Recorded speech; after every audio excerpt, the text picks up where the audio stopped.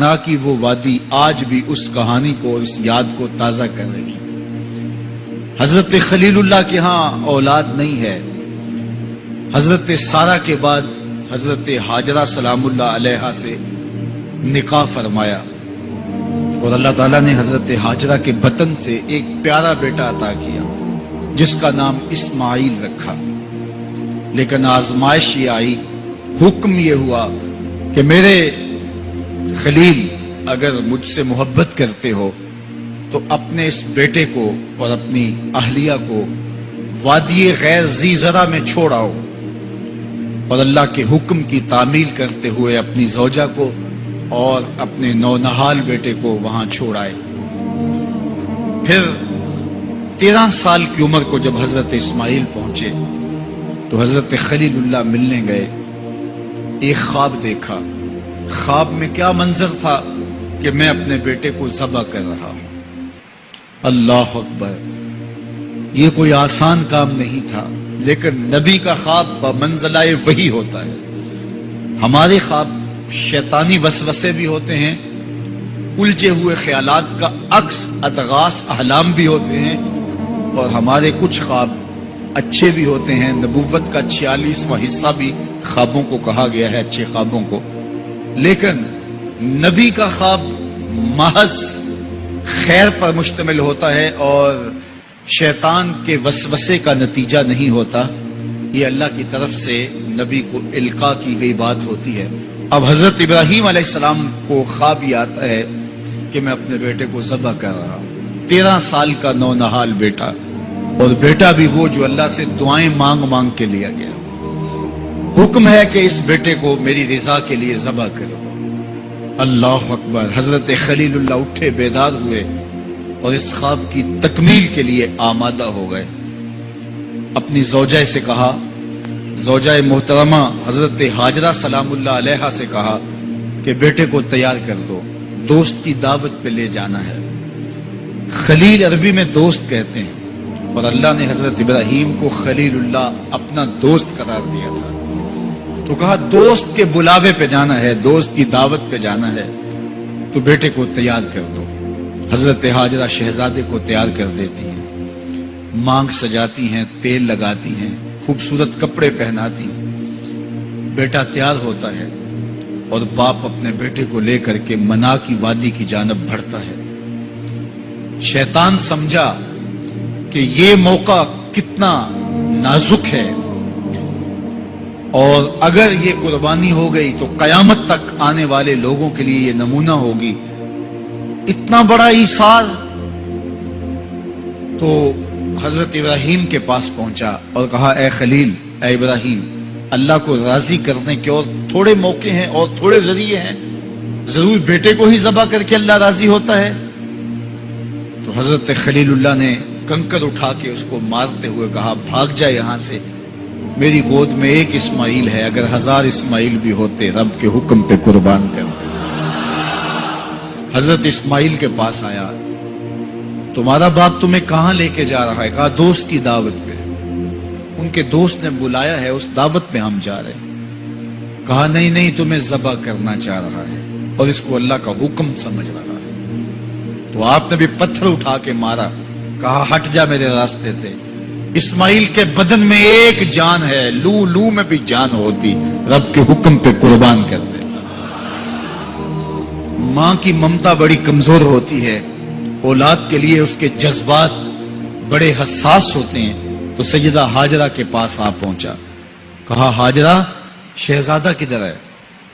کہا کہ باپ بیٹے کو لے کر کے دوست کی دعوت پہ گیا ہے۔ کہا کہ وہ تو ذبح کرنے لے جا رہا ہے۔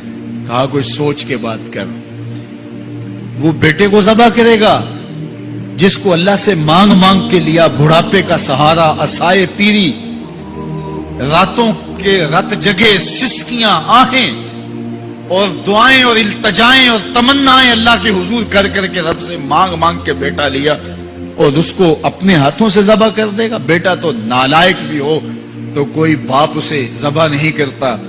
یہ بیٹا، اس کی آنکھوں میں تو نور اور چمک اور روشنی نبوت کی نظر آ رہی ہے، بھلا باپ کیسے ذبح کرے گا؟ تو کہا وہ اسے اللہ کا حکم سمجھ رہا ہے. کہا اچھا؟ کہا ہاں. تو حضرت حاجرہ نے کہا ظالم تو کہیں شیطان تو نہیں ہے؟ میری گود میں آج ایک اسماعیل ہے، اگر رب کا حکم ہے تو 1000 اسماعیل بھی ہوتا تو قربان کر. ماں کی ممتا پہ قربان جائیے، بیٹے کی وفاداری پہ قربان جائیے، اور باپ کی اللہ کے حکم کی تعمیل اور ایثار کے جذبوں پہ قربان جائیے. جب وادی منا میں پہنچے تو حضرت اسماعیل علیہ السلام کو حضرت خلیل اللہ نے کہا یا بنیا، اے میرے بیٹے. کتنا دل آویز لہجہ ہے، کتنا پیار ٹپک رہا ہے. اے میرے بیٹے، میں نے خواب دیکھا ہے. خواب کیا دیکھا ہے؟ کہ میں یہ خواب دیکھ رہا ہوں کہ میں تجھے ذبح کر رہا ہوں. فانظر ماذا ترى، اب تو بتا تیری رائے کیا ہے. باپ بیٹے سے کہے کہ میں تمہیں ذبح کر رہا ہوں تو بیٹے کا انداز کیا ہوگا؟ آج تو باپ کسی بیٹے کو زیادہ محبت سے نواز دے تو دوسرے بیٹے شکایت کو نہ ہو جاتے ہیں کہ ہمارا باپ ظالم ہو گیا ہے. کسی وجہ سے کسی کو ترجیح دے دے، اپنے مال میں سے کسی کو کچھ زیادہ دے دے اور وہ اس کا اختیاری مال ہو، لیکن اس کے باوجود بھی وہ اپنے چچاؤں کو، عزیزوں کو، رشتہ داروں کو کہتے ہیں جناب ہمارا باپ منصف نہیں رہا، ہمارا باپ زیادتی کر رہا ہے. یار یہاں باپ بیٹے کو کہہ رہا ہے کہ بیٹا میں تجھے ذبح کر رہا ہوں. بیٹے کے تیور نہیں بدلتے. یہ فیضان نظر تھا یا کہ مکتب کی کرامت تھی؟ سکھائے کس نے اسماعیل کو آداب فرض؟ باپ نے کہا بیٹا میں تجھے ذبح کر رہا ہوں. بیٹے کا دل آویز جواب سنیے. بیٹا سر جھکا دیتا، امتثال امر تھا، حکم کی تعمیل تھی. بیٹا کہتا جی جیسے آپ کی مرضی، یہ بھی امتثال امر تھا. بیٹا خاموشی سے جھک جاتا، یہ بھی امتثال امر تھا. گردن رکھ دیتا، یہ امتثال امر تھا. بیٹا کہتا جی جیسے آپ چاہیں، امتثال امر تھا. لیکن بیٹے نے جو جواب دیا قیامت تک اس کو بھی سنہری حروف سے لکھا جائے گا. باپ نے کہا بیٹا میں تجھ کو ذبح کرنا چاہ رہا ہوں. جواب کیا آیا؟ یا آباتے، اے میرے ابو. ذرا دیکھیے باپ کا یہ کہنا کہ میں تمہیں ذبح کر رہا ہوں، اس کے جواب میں تیور نہیں بدلتے. چہرے پر جلال اور غصہ اور عجیب سی کیفیت پیدا نہیں ہوتی کہ میرے باپ آپ کیا بول رہے ہیں. لیکن جب باپ بولا بیٹا میں تجھ کو ذبح کرنا چاہ رہا ہوں تو فرما بردار بیٹا کیا بولتا؟ یا آباتے، اے میرے باپ. اللہ اکبر. تم تو ذبح کرنا چاہتے ہو. یا آبا تفعل ما تؤمر، ابو ذبح کیا ہے، جو کرنا ہے کیجئے. یہ نہیں کہا کہ ذبح کرنا چاہتے ہیں، ہاں ذبح کر لیجئے. ذبح کا جواب ذبح سے دینا یہ مکمل فرما برداری تھی. باپ کہتا یا آبا، یا بنیا، اے میرے بیٹے میں نے خواب دیکھا ہے میں تجھے ذبح کر رہا ہوں. تو بیٹا کہتا ہاں مجھے ذبح کر لیجئے. یا آبا تذبح، ہاں مجھے ذبح کر لیجئے. لیکن بیٹا یہ نہیں کہتا کہ ذبح کر لیجئے. ذبح کا جواب ذبح میں نہیں کہا بلکہ جواب 2 قدم آگے بڑھ کے دیا. یا آبا تفعل ما تؤمر، ماں میں عموم ہے. ابو ذبح کیا، جو بھی کرنا ہے کیجئے. رہی بات میری گردن پہ چھری چلے گی، بدن تو تڑپے گا، لیکن ستاجدونی انشاءاللہ من الصابرین. میرے رب نے چاہا تو صبر کر کے دکھاؤں گا. اگر رب کے حکم کی تعمیل میں نونہال بیٹے کی گردن پہ چھری رکھنے کا عزم اور ایثار کی یہ کہانی آپ رقم کرنے جا رہے ہیں تو آپ میرا منظر بھی دیکھیں گے کہ میں تڑپوں گا بھی نہیں. یا ابا تفعل ما تؤمر ستجدنی انشاءاللہ من الصابرین. آپ دیکھیں گے میں صبر کر کے دیکھاؤں. فلما اسلم وتلہ للجبین، قرآن بتاتا ہے جب دونوں راضی ہو گئے. کس بات پہ راضی ہو گئے؟ فلاں نمبر کی گاڑی خرید لیں، فلاں بنگلہ خرید لیں، فلاں فیکٹری خرید لیں. باپ اور بیٹے نے یہ طے کیا نہیں. باپ ذبح کرنے پہ راضی ہو گیا اور بیٹا ذبح ہونے پہ راضی ہو گیا. فلما اسلم، ایک تو ہمارا اسلام ہے، یہاں دیکھو ان کا اسلام. الاسلام گردن نہادن. اسلام کا معنی یہ ہے گردن رکھ دینا، اپنی مرضی چھوڑ دینا. فلما اسلما، جب دونوں نے گردنیں رکھ دی، دونوں نے اس جو ہے وہ یہ طے کر لیا، باپ نے ذبح کرنے کا طے کر لیا، بیٹا نے ذبح ہونے کا طے کر لیا. وَتَلَّهُ لِلْجَبِينِ، اور باپ نے بیٹے کو پیشانی کے بل لٹایا. اس پر دو قول ہیں. تَلَّهُ لِلْجَبِينِ، پیشانی کے بل یوں لٹایا کہ الٹا لٹایا تاکہ پیچھے سے ذبح کریں، بیٹے کا من موہنا چہرہ سامنے نہ ہو، ذبح کرنے میں رکاوٹ نہ بن جائے. کوئی بیٹا معمولی تو نہیں، اس کی پیشانی میں نبوت کے اجالے چمک رہے. تو بیٹے کو لٹا دیا اور الٹا لٹایا. تَلَّهُ لِلْجَبِينِ، پیشانی کے بل لٹایا. لیکن مفسرین کی ایک جماعت نے کہا نہیں، الٹا نہیں لٹایا. تَلَّهُ لِلْجَبِينِ کا معنی کیا ہوا؟ جس طرح ہم آپ جانور کو ذبح کرتے ہیں تو اس کی گردن کو خم دے کے پیچھے زمین پہ لگا دیتے ہیں تاکہ اس کی رگیں تن جائیں اور گردن کھل جائے اور چھری پھیرنے میں آسانی ہو اور جلدی سے جو ہے وہ رگیں کٹ جائیں. کہا کہ بیٹے کی ریشم جیسی نازک گردن کو موڑ کے پتھر پر پیشانی کو لگایا. اللہ اکبر. بیٹے کو رسیوں سے باندھا ہوا تھا اور اپنی آنکھوں پہ پٹی باندھی ہوئی تھی، اور یہ بیٹے نے کہا تھا ابو مجھے رسیوں میں جکڑ لیں، شدت کی درد ہوگی، کہیں تڑپ نہ جاؤں، اور ایسا نہ ہو کہ رب کے حکم کی تعمیل میں آپ کو تاخیر نہ ہو. تو باپ نے اپنے ہاتھوں سے اپنے بیٹے کو جکڑا تھا، لیکن جو ہی چھری پکڑ کے باپ بیٹے کو ذبح کرنے لگا، بیٹے نے آواز دی ابا جان رک جائیے. کیوں بیٹا، پروگرام تبدیل ہو گیا؟ کہا نہیں، یہ میری رسیاں اتار دیجیے. بیٹا کیوں اتاروں، خود تو کہا تھا مجھے رسیوں سے جکڑ لو. ابا جان میری رسیاں اتار دیجیے. کہیں کل کا مورخ یہ نہ لکھے باپ ذبح کرنا چاہتا تھا، بیٹا ہونا نہیں چاہتا تھا. باپ نے باندھ کے کیا، کھول دیجیے رسیاں، نہیں تڑپوں گا. اللہ اکبر. رسیاں کھول دی جاتی ہیں. کائنات نے ایسا منظر کبھی دیکھا نہیں تھا، چشم فلک نے ایسا نظارہ کبھی کیا نہیں تھا. منا کی وادی ہے، فولاد جیسے پگھلے ہوئے پہاڑ ہیں، آسمان سے فرشتے بھی جھک جھک کے حورے غلمان اور رضوان جنت بھی دیکھ رہے ہیں. مالک قیامت آنے والی ہے. کہا فرشتوں تم نے کہا تھا انسان کو خلیفہ بنایا جا رہا ہے، یہ تو لڑائی کریں گے، سجدے تو ہم کریں گے، ذرا میرے بندے کی اس انوکھی ادا کو بھی تو دیکھ. لاؤ سارے سجدے، اپنے قیام لاؤ، اپنے رکوع اور اپنے سجود لاؤ، اور میرے بندے کے اس جذبہ ایثار کے مقابلے میں رکھو. اللہ اکبر. حضرت خلیل اپنے نونہال بیٹے کو فلما اسلما وتلہ للجبین، قرآن نے منظر نگاری کی ہے کہ جب باپ بیٹا راضی ہو گئے، باپ ذبح کرنے پہ راضی ہو گیا. منا کی وادی ہے، کوئی تیسرا شخص نہیں ہے، پگھلے ہوئے پہاڑ ہیں، آسمان کا منظر ہے، ہاتھوں میں چھری پکڑی ہے، زمین تھررانے لگی، عرش کانپنے لگا، وادی پہ راشا تاری ہے. سورج سے یہ منظر نہیں دیکھا جا رہا، کارکنان قضاء و قدر کی چیخیں نکل رہی ہیں، مالک یہ کیا ہونے جا رہا ہے. کہا ذرا میرے بندے کی ادا تو دیکھو.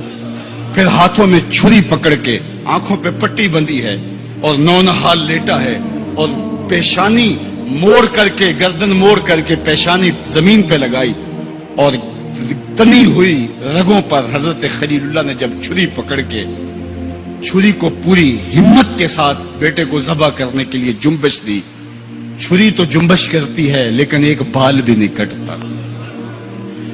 چھری کو زمین پہ مارا، زمین میں دھنس جاتی ہے. لما تقطعی یا سکین، چھری کاٹتی کیوں نہیں، تیرا کام تو کاٹنا تھا. آواز آئی الخلیل یامرنی والجلیل ینہانی. خلیل کاٹنے کا کہتا ہے، رب جلیل کہتا ہے خبردار ایک بال بھی کاٹا تھا. کہا چھری تیرا کام تو کاٹنا تھا. حضرت آگ کا کام بھی تو جلانا تھا. جس نے آگ کو جلانے سے روکا تھا آج اسی کا حکم میرے نام بھی ہے کہ ایک بال بھی نہیں کاٹنا.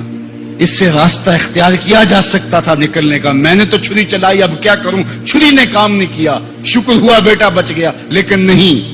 خلیل سمجھے شاید کوئی دل میں نرمی پیدا ہوئی تو رب نے چھری کو روک دیا.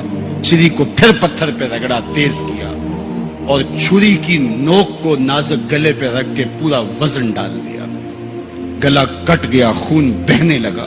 حضرت خلیل خوش ہو گئے. کتنا مشکل کام تھا بیٹے کو ذبح کرنا، میں کر دیا. جلدی سے آنکھوں سے پٹی کھولی تو کہا، دیکھا کیا کہ منظر بدلا ہوا تھا. بیٹا سمجھ کے جسے ذبح کیا تھا وہ بیٹا نہیں تھا، وہ دمبا تھا. اور حضرت اسماعیل پاس کھڑے مسکرا رہے تھے. بے ساختہ زبان سے نکلا اللہ اکبر. تو حضرت اسماعیل بولے لا الہ الا اللہ واللہ اکبر. پاس کھڑے جبریل جو دمبا لے کے آئے تھے بولے اللہ اکبر وللہ الحمد.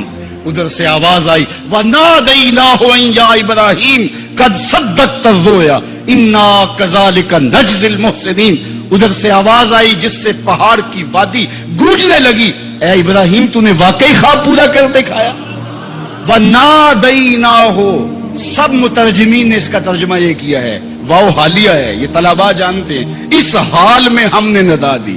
حال کیا تھا کہ دمبا ذبح پڑا ہوا تھا, حضرت اسماعیل مسکرا رہے تھے, جبریل پاس کھڑے تھے. جبریل کا پاس کھڑا ہونا اس بات کی دلیل تھی کہ یہ دمبا وہ لے کے آئے ہیں, اور ان کا مسکرانا یہ ساری کہانی بتا رہا تھا. تو حضرت ابراہیم علیہ السلام نے جب یہ منظر دیکھا یقین تو ہو گیا کہ یہ رب کی طرف سے انتظام ہے, جبریل لے کے دمبا کھڑے ہیں. تو یہ یقین تو تھا, لیکن مزید تیقن پیدا کرنے کے لیے اللہ کی وحی اترنے لگی اور حضرت خلیل کا دل باغ باغ ہو گیا. وَنَادَيْنَاهُ. اس حال میں جب دمبا ذبح پڑا تھا اسماعیل خوشکن مسکرا رہے تھے, خوبصورت ہنسی ہنس رہے تھے, مسکرا رہے تھے, اور حضرت جبریل بھی مسکرا رہے تھے. تو اس حال میں ہم نے ندا دی ابراہیم تو نے واقعی خواب پورا کر دکھایا. سب نے یہ ترجمہ کیا اس حال میں ہم نے ندا دی, کیونکہ واو حالیہ ہے. لیکن ٹھنڈ نہیں پڑتی تھی. ٹھنڈ تب پڑی جب کنز الایمان کھولا.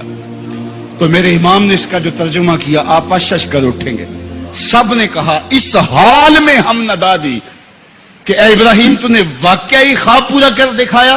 لیکن اعلی حضرت جنہوں نے قرآن کا ترجمہ ہی نہیں کیا, قرآن کی ترجمانی بھی کی ہے, انہوں نے اس کا ترجمہ کیا وَنَادَيْنَاهُ أَن يَا إِبْرَاهِيمُ.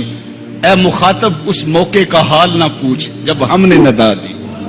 پھر کیا عالم ہوا کہ جب ہم نے آواز دی یقین تو پہلے ہی پیدا ہو چکا تھا, لیکن جب وادی وحی کے اجالوں سے چمکنے لگی اور ہر سمت وحی کا نور پھیل گیا, پھر کیا حال ہوا حضرت خلیل کا. اے مخاطب پھر اس موقع کا حال نہ پوچھ جب ہم نے ندا دی اے ابراہیم تو نے واقعی خواب پورا کر دکھایا.